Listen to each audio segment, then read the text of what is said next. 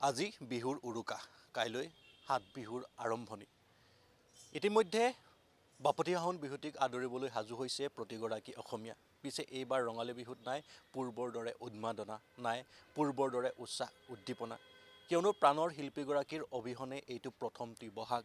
তথাপিও বাপতিসাহোন বিহুটিক পৰম্পৰা ৰক্ষা কৰি উদযাপন কৰিবৰ বাবে সাজু হৈছে প্ৰতিগৰাকী অসমীয়া। সাজু হৈছে বিহু অনুষ্ঠানৰ বাবে কণ্ঠশিল্পীসকল, সাজু হৈছে সাংস্কৃতিক গোষ্ঠীসমূহ। আজি মই জুবিন গাৰ্গৰ নামৰ বটবৃক্ষজোপাৰ অংকুৰস্বৰূপ এটি সাংস্কৃতিক গোষ্ঠী প্ৰতিধ্বনিৰ আখৰাস্থলীত আছোঁ। মই পোনে পোনে তেওঁলোকৰ আখৰাস্থলীলৈ সোমাই যাবলৈ বিচাৰিছোঁ।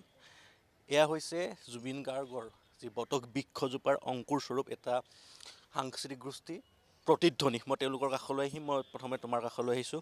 যিহেতু প্ৰতিধ্বনি ইতিমধ্যে অসমৰ ৰাইজে প্ৰতিধ্বনিক চিনি পায়। এইবাৰ প্ৰতিধ্বনি কেনেদৰে সাজু হৈছে অনুষ্ঠানৰ বাবে? প্ৰত্যেক বছৰে ধৰক খুব উলহ মালহেৰে মনত এটা আনন্দ লৈ পেলাই আমি আগবাঢ়োঁ। কিন্তু যদিও ৰঙালী বিহু ক'ৰবাত যেন ৰংবিহীন ৰঙালী বিহু এই বছৰ। আৰু কিয় কাৰণটো নতুনকৈ অসমবাসী ৰাইজক বা ভাৰতবাসীক ক'ব দৰকাৰ একেবাৰে নাই। আটাইতকৈ গুৰুত্বপূৰ্ণ মানুহজন, অসমীয়া ভাষা, অসমীয়া গীত, সাহিত্য সংস্কৃতি তথা গোটেই অসমখনক জীপাল কৰি ৰখা, মানুহক ভাল পাবলৈ শিকোৱা, গান ভাল পাবলৈ শিকোৱা, জাতিটো কেনেকৈ মৰম কৰিবলৈ লাগে, কেনেকৈ মানুহ ভাল পাব লাগে, যিজন মানুহে আমাক শিকাইছিলে সেই মানুহজন আজি আমাৰ মাজত নাই। জুবিন দা আমাৰ মাজত নাই। আৰু কোনটো মন লৈ পেলাই বা কি উৎসাহেৰে বা কি আনন্দত আচলতে আমি আগবাঢ়িম, আমি কোনো এজন অসমীয়া আচলতে আমি প্ৰস্তুত নহয়। কিন্তু এই সাতাংপুৰুষীয়া যি আমাৰ পৰম্পৰা, যি আমাৰ সেই চহকী জাতিটোৰ যি সবলখিনি আছে, সকলোৱে যেন আমি পৰম্পৰা ৰক্ষা কৰিবলৈহে এইবছৰ যেন আমি আগবাঢ়ি আহিছোঁ। আৰু সদায় দাদাই এটা কথাই কৈছিলে যে শ্ব' মাষ্ট গ' অন, ইংৰাজীত কয়। যদিও মানুহজন কায়িকভাৱে নাই, তেখেতৰ সৃষ্টি, তেখেতৰ আদৰ্শ, তেখেতে দিয়া অৱদান, তেখেতৰ প্ৰত্যেকটো কথা যাতে আমি জীয়াই ৰাখিব পাৰোঁ, সেইটোৱে অসমীয়া জাতিৰ আজিৰ এই সময়খিনিত আটাইতকৈ ডাঙৰ ধৰ্ম, আমাৰ কৰ্তব্য বুলি মই অনুভৱ কৰোঁ। আৰু আমি সেই ধৰ্ম পালন কৰি পেলাই একোজন পূজাৰী হৈ পেলাই সেই মানুহজনৰ, সেই ভগৱানজনৰ, সেই ঈশ্বৰ পুত্ৰজনৰ আদৰ্শ আৰু সেই তেখেতৰ সৃষ্টিৰাজিখিনিক জীয়াই ৰখাৰ মানসেৰে আমি প্ৰতিধ্বনি হৈ পেলাই সেই সমাজখনৰ আগত, অসমবাসী ৰাইজৰ আগত এইবেলি বিহুত আমি ওলাই আহিছোঁ, আগবাঢ়ি আহিছোঁ। ৰাইজৰ আশীৰ্বাদ লাগে, মৰম লাগে আমাক। নিশ্চয়কৈ প্ৰতিধ্বনিৰ যি সৃষ্টিৰ কথাও আমি পাতিম। তাৰ সমান্তৰালকৈ কেনেদৰে পৰিকল্পনা কৰা হৈছে অনুষ্ঠানৰ সেই বিষয়ে পাতিম। এতিয়া আমি অনুষ্ঠানৰ মাজলৈ যাব বিচাৰিছোঁ।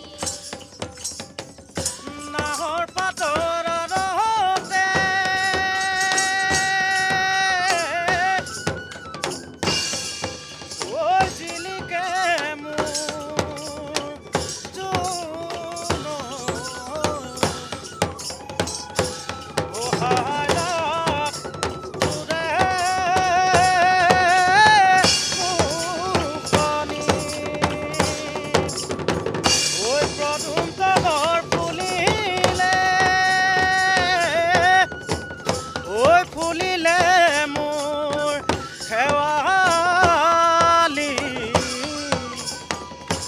ও মৰমত কপে বুকু খনি